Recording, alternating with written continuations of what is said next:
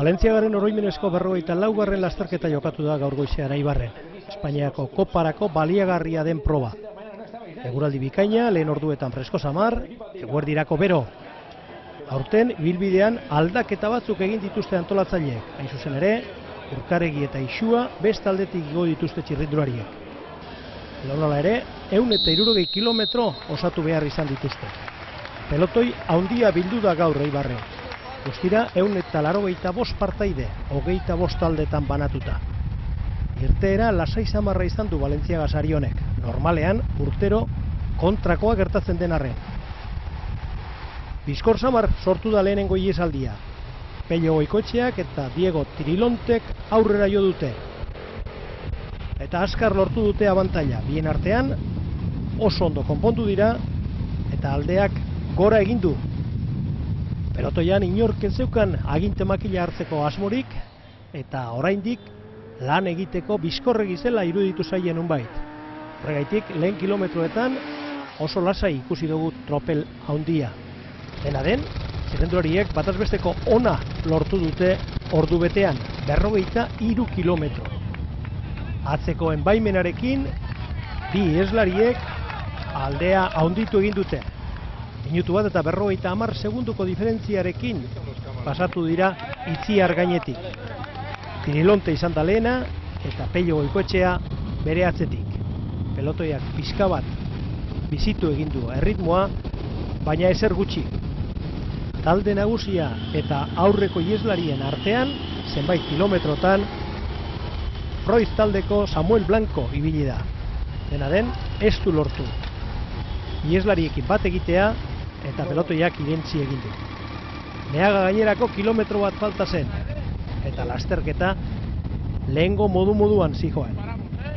Diego Tirilonte kantabriarrak eta Pello Goikoetxea ermuarrak banatu dituzte Meaga gaineko puntuak ere. Hirugarren mailako mentatzea da Meaga.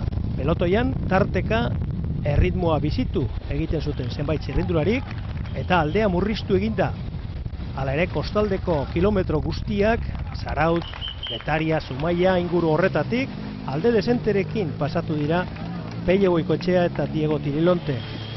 Dena den, Eibarren sartu eta Karabietari ekin diotenean, diferentzia asko gutxitu da, pelotoian serio hasi dira lanean, eta hauen abentura bukatzear zegoen.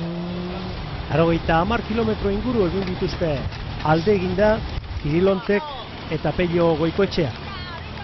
Honenak emanda zeuden biak ere, bazekiten garaipenerako ez zeukatzela inolako aukerarik, eta atzetik Eugeni Zatexilov inguratu zaie. Eta Urmaiztegiko txakurrarena egin die gainera errusiarrak. Harrapatu eta gainditu. Atzean utzi ditu Tirilonte eta Pello Goikoetxea eta aurrera jo du Lokosfinz talde errusiarreko txirrindularia.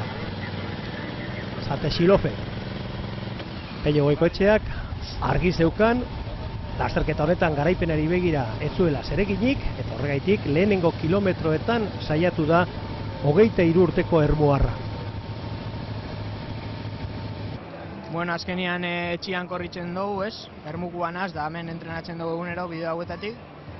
Da nola rodadorian hazen edo, azkenengo kilometroetan banekin zan ez nekala eze behitzeko, da saiatu naz aurretik juten, da gitxien ez hori metabolantiak edo lortu, da azkenean oso pozik, ez? Lortu dugun egin una, da ondo. Aurten, 3 garaipen lortu dituzu, denboraldia ez doa txarto? Ez, pentsau baino asko sobeto doia, azkenean talde aldaketak ondon jozta, niretako lan eitzen dabe karrera askotan, da hori gartzen da. Eta ze helburu dituzu? 23 urterekin, zirte edo sarte egin beharra dago? Bai, azkenean helburua profesionaletara pasatxia da, ez? Karrera guztitzetan lagatxia hor ikusten aurrian, o lanian, o dana lakuan, aber norbait ikusten daben honetarako balio duen edo ez. Pello Goikoetxeak gutxienez hari txikiren bat jasotzeko asmoa zuen, baina ertzain batekin izandako tirabiraren ondoren deskalifikatu egin dute ermuarra.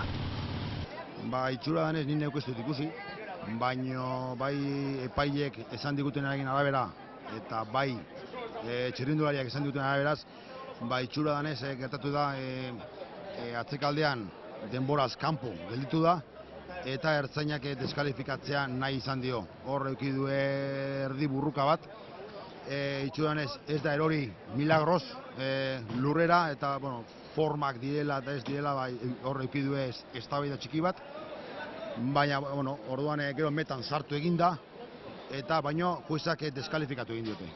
Orduan beraz gehatzen da klasifikaziotik kanpo. Azterketara itzuliz, Eugeni Zatsesilov, errusiarra lehenengo tokian pasatu da Karabieta gainetik, bigarren mailakoa da Karabieta mendatea. Atzetik, bake kanposeko Ruben Sánchez eta talde errusiarreko beste kide bat, Dimitri Strakov, hain zuzen ere Espainiako kopako mendiko mailotaren jabea den mutila, atera dira. Pelotoiak oso bizi egin du Karabietako jetxiera.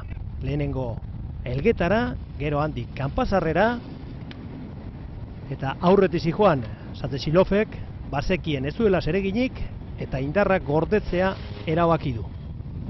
Hala ere esan behar da, aurten errusiarrek ez dutela beste urte batzuetako lehiakortasunik erakutsi. Askoz motelago ibili dira eta oso gutxi azaldu zaizkigu pelotoiaren aurrekaldean. Benetako ordua iristear zegoen, San Miguel edo Urkaregi alderik gogorrenetik igo behar izan dute gaur, eta talde batzuk erritmoa asko bizitu dute, esate baterako Telkonek eta Euskadi EDPek. Horri esker, 25 kilometroren faltan, pelotoia erabat zatitu da, guztiz sakabanatu da, eta Caja Ruralen txanda izan dugu. Cristian Rodríguez saiatu da lehenengo, metro batzuk baino ez ditu lortu, atzera begiratu du, eta Urkaregi gainetik, bera izan da aurrenekoa. Strakov mendiko liderrak ere puntuak bildu ditu. Atzean, jotake ari ziren txirrindulariak. Alain Santamaria, bakeko gizona ikusi duzu hor, eta berehala Blañakeko Jon Larrinaga eta Romen Campistruz. Handi lasterrera, Caja Ruraleko beste txirrindulari baten erasoa, Victor Etxeberriarena hain zuzen ere. Argi zegoen talde nafarrak gaur garaipena lortu nahi zuela eta horretarako talde lana egin du. Oraindik mendate bat gelditzen zen Isuakoa, baina Barinagatik ekin diote. Eta begira, nolako erasoa jo duen Jaime Rosonek, gero irabazle izan den txirrindulariak, bake kanposeko gizona alde batera utzi du eta aurrera jo du. Metro batzuk aurrerago bere taldekide bat zegoen, Victor Etxeberria hain zuzen.